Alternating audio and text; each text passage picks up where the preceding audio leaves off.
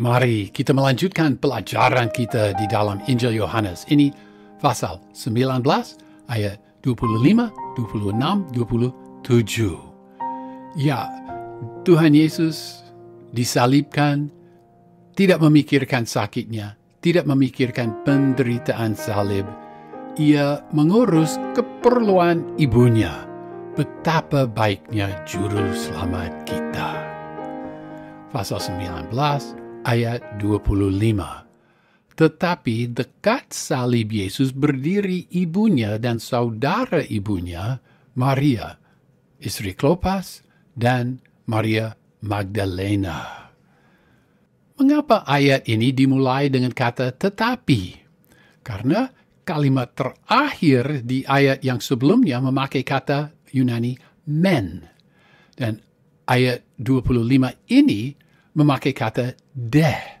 Ternyata kombinasi ini, men, kemudian de, ini menyatakan kontras.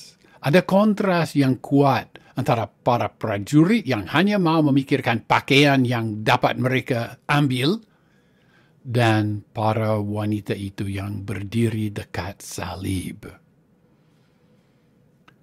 Walaupun di dalam ayat yang berikut kita memahami bahwa Yohanes sendiri juga berdiri di situ, Yohanes tidak menyebut kebenaran itu. Pertama, di dalam daftar dari mereka yang berdiri dekat salib Yesus adalah ibunya sendiri.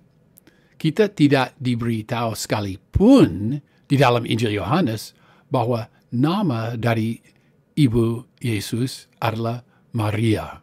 Demikian juga, Yohanes tidak mencatat nama dari adik dari ibunya.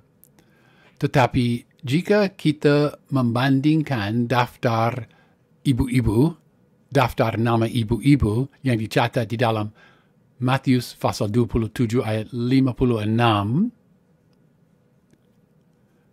dan Markus pasal 15 ayat 40, jika kita membandingkan dua daftar itu, mungkin dia namanya Salome, ibu dari anak-anak Zebedeus.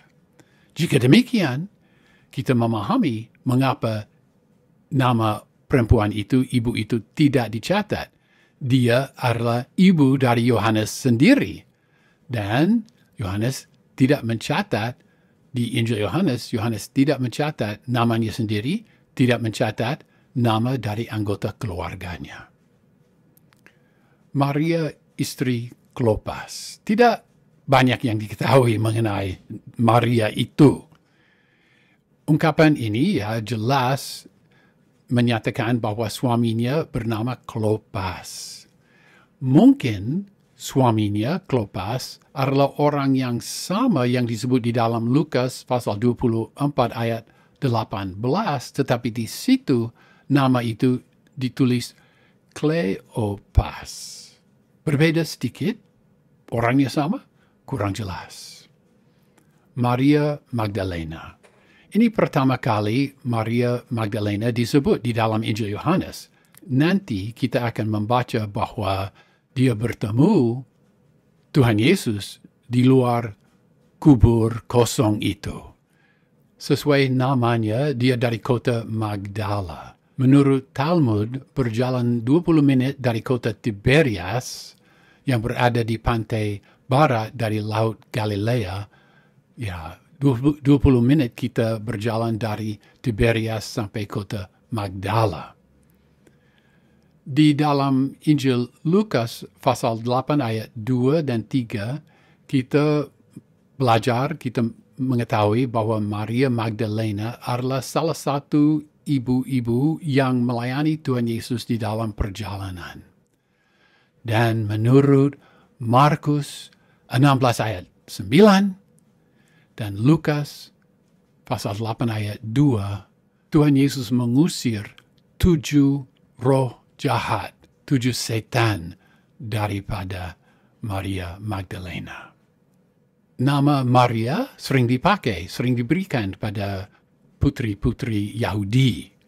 Kita mengingat bahwa Miriam adalah nama adik dari Musa dan Harun.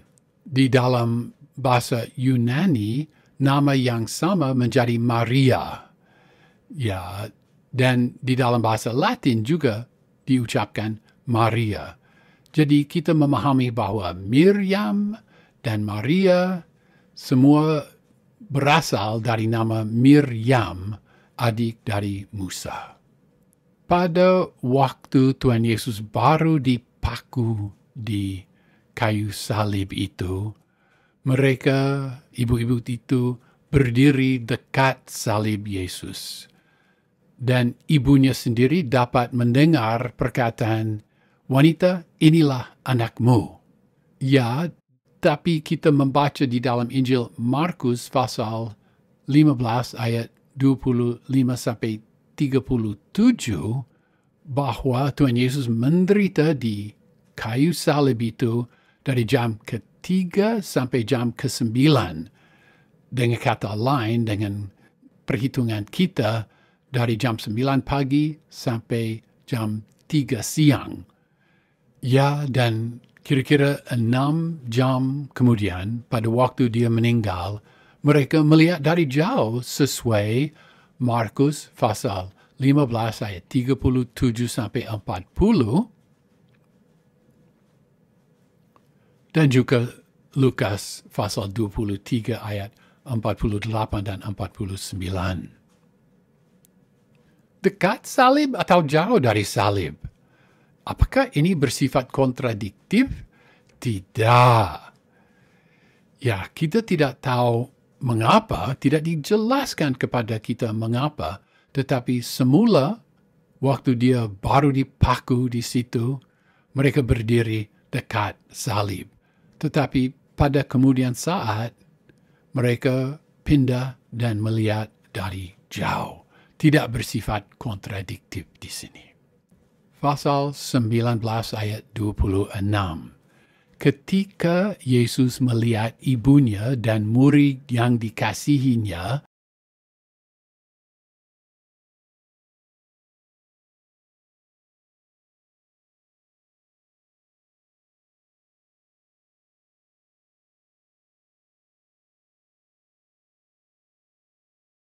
ya, terjemahan saya berbeda dari terjemahan baru.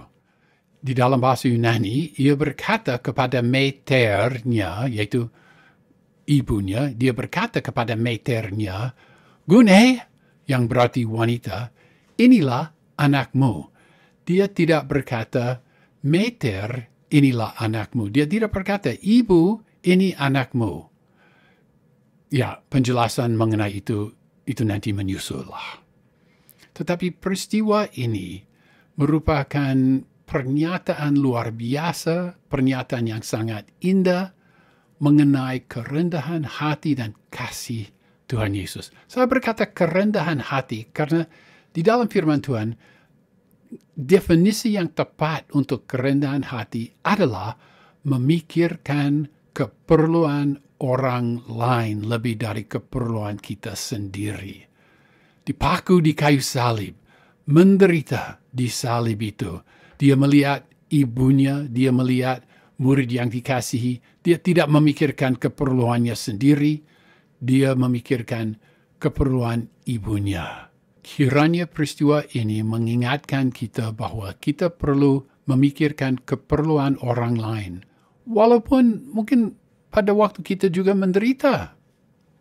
Menurut Beasley Murray, orang yang disalibkan mempunyai hak menentukan, menyatakan dan menentukan apa yang akan dilakukan dengan kepunyaannya. Lebih lanjut, Beasley Murray berkata, dengan perumusan resmi dari hukum-hukum keluarga yang dari zaman dahulu, ya Tuhan Yesus menyerahkan ibunya ke dalam perlindungan murid yang dikasihinya.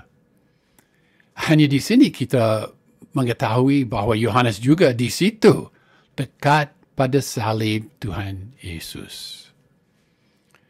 Kita dapat duga, ini hanya dugaan, bahwa pada waktu itu Tuhan tidak mau menyerahkan ibunya kepada anaknya sendiri karena keadaan rohani mereka.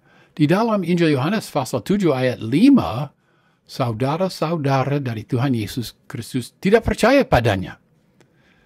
Kemudian pada waktu yang diceritakan di dalam Kisah Para Rasul pasal 1 ayat 14, saudara-saudaranya berkumpul bersama orang lain untuk berdoa. Jadi rupanya antara Yohanes pasal 7 dan Kisah Para Rasul pasal 1, saudara-saudaranya jadi percaya. Dan di dalam 1 Korintus pasal 15 ayat 7, kita mengetahui bahwa Tuhan Yesus menyatakan dirinya kepada Yakobus yang saudaranya. Ya, terjemahan saya tadi, berkatalah ia, Tuhan Yesus, kepada ibunya, wanita, inilah anakmu. Gunei, inilah anakmu. Di dalam telinga kita, mungkin rasanya aneh atau sampai kurang menghormati jika orang memakai kata wanita kepada ibunya sendiri. Tetapi itu masalah bahasa Indonesia, bukan masalah bahasa Aram. Jangan perasaan itu ditransfer, dipindahkan ke dalam situasi yang dicatat di sini, sampai kita berkata bahwa Tuhan Yesus kurang sopan kepada ibunya. Ingatlah, Tuhan Yesus mempergunakan kata Aram, bahasa Aram kepada ibunya. Kata bahasa Aram itu diterjemahkan gunei, dan kata gunei itu diterjemahkan wanita. Tetapi kita tidak tahu apakah kurang menghormati jika di dalam bahasa Aram kita bicara demikian kepada ibu kita sendiri. Dan semua ini dijelaskan lebih rinci di dalam video yang membahas Yohanes pasal 2 ayat 4. Pasal 19 ayat 27. Kemudian katanya kepada muridnya, inilah ibumu. Dan sejak jam itu, murid itu menerima dia di dalam rumahnya. Terjemahan saya berbeda sedikit dari terjemahan baru. Terjemahan baru yang saya punya, edisi yang saya punya, terjemahan baru berkata, kemudian katanya kepada murid-muridnya. Tetapi kata mathete ini tunggal. Tidak ada murid-murid di situ. Tuhan Yesus berkata kepada muridnya. Yohanes, tunggal. Dan terjemahan baru berkata, sejak saat itu, ya harfiah sejak jam itu. Dua pernyataan ini, dua perintah ini, singkat tetapi sangat jelas, dan Yohanes menurutinya. Ada penafsir yang mencari arti rohani, arti mistikal di dalam dua perintah ini. Ada yang berkata bahwa Yohanes mewakili gereja yang setia, Maria menjadi ibunya, maka Maria adalah ibu dari seluruh gereja, seluruh jemaat tubuh Kristus. Tetapi kita mengamati bahwa sejak jam itu, murid itu menerima dia, Ibu Maria, ke dalam rumahnya dan bukan sebaliknya. Penafsir yang lain berkata bahwa Maria mewakili bangsa Yahudi yang jadi percaya kepada Tuhan Yesus Kristus, dan Yohanes mewakili murid yang ideal. Dan bangsa Yahudi yang percaya kepada Tuhan Yesus menjadi ibu dari gereja Kristus. Tapi Yohanes juga Yahudi, jadi orang boleh bertanya, mengapa ibu dari Yesus dan bukan Yohanes yang mewakili bangsa Yahudi? Arti-arti simbolik dan mistik ini tidak meyakinkan dan tidak didukung oleh perkataan firman Tuhan. Nampaknya ini merupakan dua kasus di mana orang menafsirkan dan mempergunakan firman Tuhan demi tujuan mereka dan tidak membiarkan supaya arti itu muncul dari firman itu sendiri. Kita tidak perlu mencari arti rohani atau arti mistik, arti yang rahasia di dalam ayat ini. Ya, ringkasan dari firman yang singkat ini, tidak memikirkan sakitnya, tidak memikirkan penderitaan salib. Tuhan Yesus mengurus keperluan ibunya. Betapa baiknya Juru Selamat kita.